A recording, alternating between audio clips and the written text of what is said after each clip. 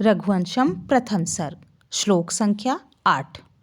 शैशवे अभ्यस्त विद्यानां यौवने विशेषणां वार्धके मुनिवृत्तानां योगिनान्ते तनुत्यजाम। जो रघुवंशी हैं उनका व्यक्तित्व कैसा है, वो कैसा जीवन जी रहे हैं, इसके संदर्भ में कहते हैं कालिदास, शैशवे अभ्यस्त विद्यानाम, उनका जो शैशवावस्था है यानी जो बाल्यावस्था है वह विद्या के अध्ययन में व्यतीत होता है।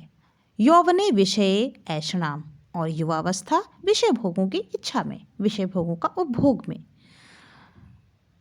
वार्धके मुनि वृत्तानाम, और वृद्धावस्था मुनियों जैसा स्वभाव या मुनियों जैसा जीवन जीने में। अंते योगेन तनुज्यताम, और अंत में योग समाधि के द्वारा शरीर का त्याग करने वाले ऐसे रघुवंशी राजाओं का मैं वर्णन करने जा रहा हूँ। जैसा कि हमारे मनुस्मृति और अन्य ग्रंथों में भी बताया गया है कि 4 प्रकार की आश्रम व्यवस्था है। पहला ब्रह्मचर्य आश्रम, दूसरा गृहस्थ आश्रम, तीसरा संन्यास आश्रम, और चौथा वानप्रस्थ आश्रम, और चौथा संन्यास आश्रम। इसमें जो प्रथम अवस्था है जिसमें ब्रह्मचर्य आश्रम है, इसमें शिक्षा, दीक्षा, विद्या के संबंधी अध्ययन का ही निरूपण किया गया, यानी विद्यार्थी जीवन जीना होता है। तो बिल्कुल ऐसा ही अनुसरण करते हुए रघुवंशी शैशवावस्था यानी कि ब्रह्मचर्य आश्रम में व्यतीत कर रहे हैं।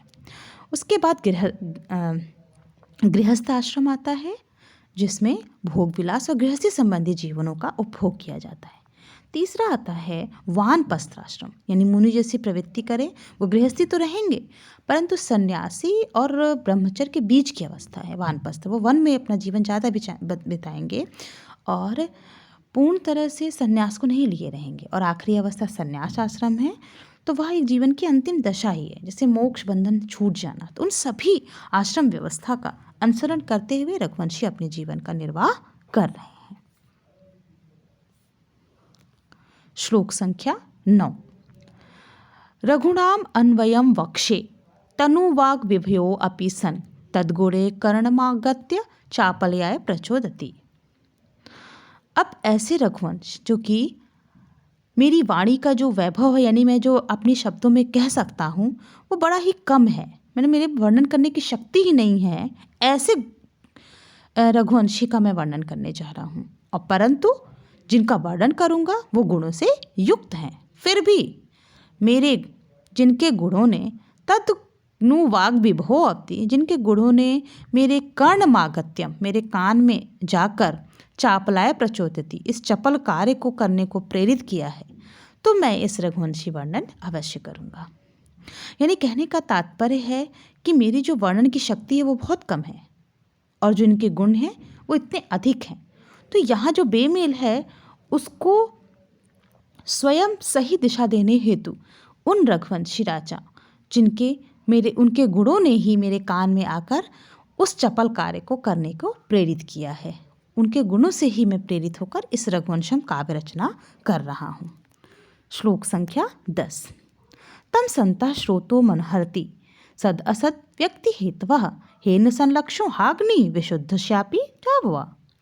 तम सद असद ही शक्ति, इस रघुवंशम महाकाव्य को भले बुरा की पहचान कर सकने वाले संत श्रियम अरुहति, सज्जन लोग ही सुन सकते हैं। सद असद में जो विभेद कर सकते हैं, भला और बुरा को जो पहचान सकते हैं, ऐसे संत लोग ही श्रुतुम अर्हन्ति, इस रघुवंशम को महाकाव्य को सुन सकते हैं। क्यों?